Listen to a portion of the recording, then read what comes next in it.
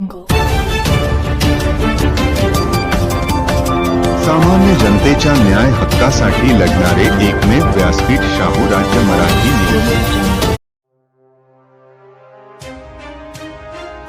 फेसबुकवरील शांताबाई खात्यामुळे चाळीसगावात खळबळ, तिघांविरोधात खंडणी आणि बदनामीचा गुन्हा। चाळीसगाव शहरात गेल्या काही महिन्यांपासून शांताबाई नावाच्या फेसबुक खात्याने राजकीय, सामाजिक, शैक्षणिक आणि व्यावसायिक क्षेत्रातील प्रतिष्ठित व्यक्तींची बदनामी करून चांगलाच धुमाकूळ घातला होता। या प्रकरणी आता मोठी कारवाई झाली असून रणजित कुमार दराडे, मुराद इब्राहिम पटेल आणि इम्रान शेख या तिघांविरोधात भारतीय न्याय संहिता कलम 308-235 नुसार गुन्हा दाखल करण्यात आला आहे। खंडणीचा प्रयत्न आणि बदनामी।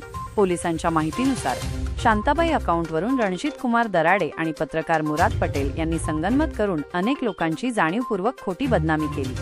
याच खात्याच्या माध्यमातून पत्रकार तथा माध्यमिक शिक्षक अजीज खाटिक यांची बदनामी थांबवण्यासाठी रणजित दराडे, मुराद पटेल आणि इम्रान शेख यांनी त्यांना ब्लॅकमेल केले आणि पैशांची मागणी केली। या प्रकरणी 30,000 रुपयांची तोडपाणी झाली असता त्यापैकी 20,000 रुपये मुराद पटेल यांनी घेतले तर 10,000 रुपये इम्रान शेख यांच्या फोनपे खात्यावर स्वीकारले, असे पोलीस तपासात निष्पन्न झाले आहे।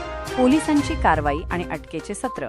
फिर्यादी अजीज शेख बशीर खाटिक यांनी सर्व पुराव्यांसह चाळीसगाव शहर पोलीस स्टेशनमध्ये तक्रार दाखल केल्यानंतर पोलिसांनी तात्काळ कारवाई केली। रणजित कुमार दराडे याला सर्वप्रथम 5 दिवसांची पोलीस कोठडी सुनावण्यात आली होती। मे 20 रोजी त्याला न्यायालयात हजर केले असता न्यायालयीन कोठडी मिळाली।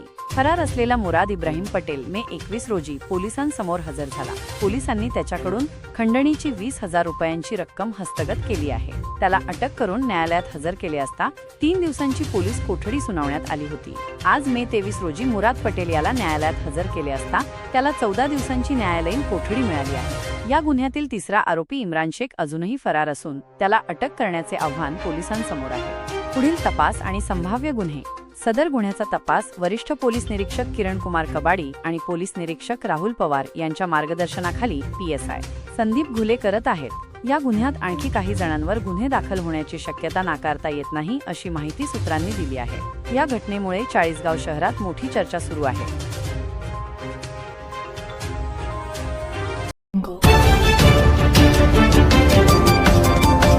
सामान्य जनतेच्या न्याय हक्कासाठी लढणारे एकमेव व्यासपीठ शाहू राज्य मराठी न्यूज।